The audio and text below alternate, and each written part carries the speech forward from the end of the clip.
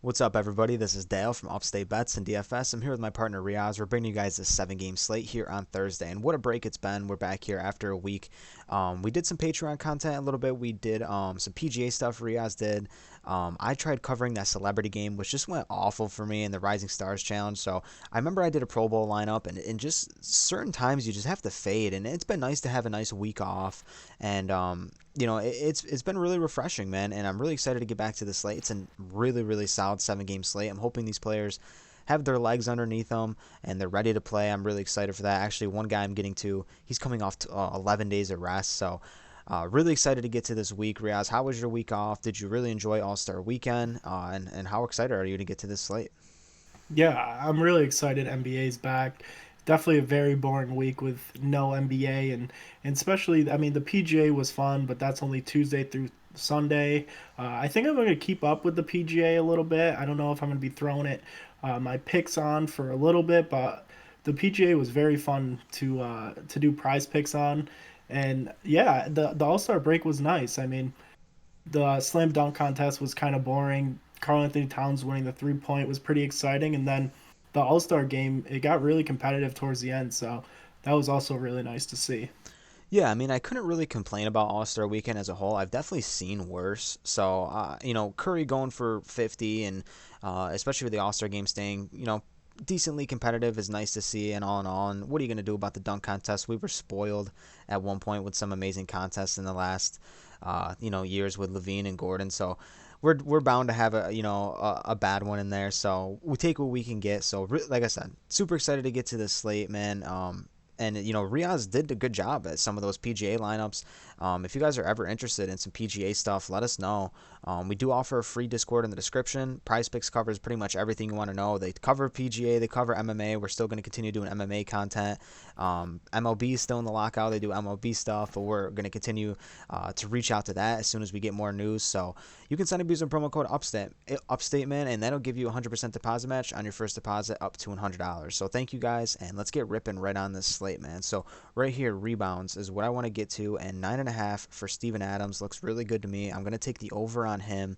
He's been playing really well, and up until the break, he was 7 out of his last 10, and he's been absolutely smashing against some of these teams. I mean, he got into foul trouble against the Clippers and the Blazers. I mean, he fouled out one of those games and was kind of just dealing with foul trouble the entire time against Portland. And this is just such a good matchup. The total here is at 240 for the over/under, and that's just a massive amount of points, massive amount of shots.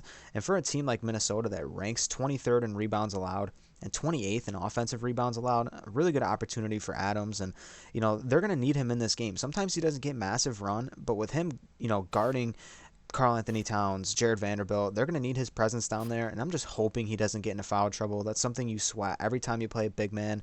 But I really think he can stay in. Like I said, I'm really excited to watch this game with all the points that are going to be scored. Two exciting teams, and I think Steven Adams is going to have a big game.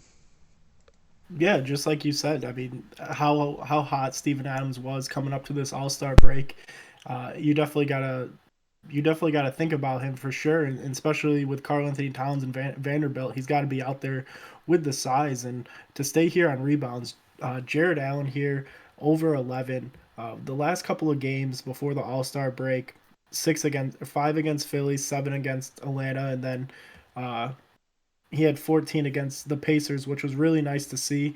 But great matchup here against Detroit. They ranked 24th with rebounds allowed, 28th in defensive rebounds allowed, and they ranked 27th against center defense. So this is a really great matchup. We know Sadiq Bey is a great rebounder. Jeremy Grant's been getting some minutes coming off that long break he had. And then, of course, Isaiah Stewart, we saw before the All Star break, just start really going crazy with rebounds here. So between Mobley and Jared Allen, I really like Jared Allen here to really collect a ton of boards. I mean, yeah, we saw Steven Adams go ballistic against Detroit in his last game log, and we've seen the upside for Jared Allen at like 20 plus rebounds. So really love that spot for Jared Allen, especially against that Detroit team that can't seem to stop anyone down low. I want to get to a guy in 3 pointers made, so I've had some good luck over here in 3 pointers made. I'm going to keep riding that wave, and I'm going to go to Zach LaVine here at 2.5 3 pointers made. I really like the statistic for him. It doesn't look perfect in his last 5 games, obviously one of these being the All-Star game, but he missed some time. Like I said, he's the guy that I was talking about coming off 11 days of rest. He should be well rested. His legs underneath him. This should be a really good spot for him. Atlanta cannot guard the perimeter. They're just horrible at guarding the perimeter. They gave up really big games to some players that have no business out there putting up 4 or 5 3-pointers, and they're 26th in 3-pointers allowed, 24th in 3-point percentage allowed, and 26th overall in shooting guard defense. And he's already smashed against Atlanta twice this year. He had 5 threes in both games against Atlanta. I believe both those games were back in November. So, I mean, the way DeRozan's been balling is it doesn't really, I guess, doesn't take away much from Levine. I would kind of stay away from his points here because if DeRozan's cooking, it could take away for some of his touches. But regardless, he's still going to put up 3-pointers. He's averaging 7 on the season. Even when DeRozan smashes, he still seems to get up 7 to 8 3-pointers a night. So this is why I really like his threes, and I'm going to stick with the over 2.5 threes here. It was definitely nice to see him get a little run in that All Star game as well. So it kind of reinsures that he's healthy and he's still got the shot coming out of the All Star break. The last guy I want to talk about here is over in the assist, Devin Booker. His line's sitting at 6.5. I like this under here. I know Chris Paul, he's going to be out for a period of time dealing with that fracture in his thumb, but Devin Booker is not somebody who's going to go out there and give you 7 or 8 assists, especially going against OKC, who's pretty much bad in giving up points, giving up rebounds, and giving up assists. So this really is a great matchup for Devin Booker to hit this over, but they're going to need him more in the scoring aspect.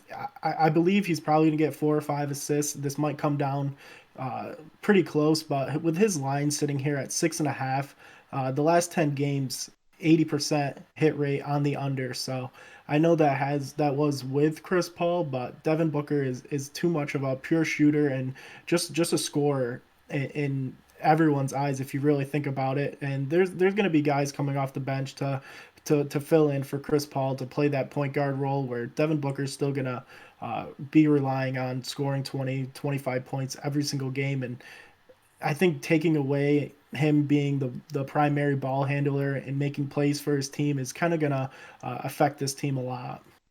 I mean, not to mention this game is a really lopsided spread towards Phoenix, so this game definitely could blow out, and you could only see Booker here play limited minutes. So this is a really good spot for an under here. We don't usually take unders too much, and this is one that looks really good here, man, against Oklahoma City, 6.5. Obviously, it gets a little bit of a boost because of CP3 being out, but like Reoz said, there's people in that lineup that can fill that void for playmaking. I think Devin Booker's still going to do his thing scoring-wise, so really like this slate, man. Only 7 games, but the rest of this week is filled going into the weekend, and it's just going to be a good time, man. You got anything else to say before we wrap this up? Yeah, I mean, I'm excited. NBA's back. We're locked in for the rest of February, and then come March 1st, I mean, big things are happening here up at Upstate Bet. So stay tuned for March 1st. Yeah, and not to mention, I did want to mention this in the beginning. PrizePicks does have some future bets for the NBA here. They got some things for the remaining games of the season, like double-doubles, 25-point games. If you're interested in us putting out any sort of content for that, I know we're definitely going to do some stuff over on the Patreon for that, but let us know. There's definitely some things we can cover, just trying to pump out as much content as we can for you guys. So thank you guys for watching, and we'll catch you in the next one. Peace out.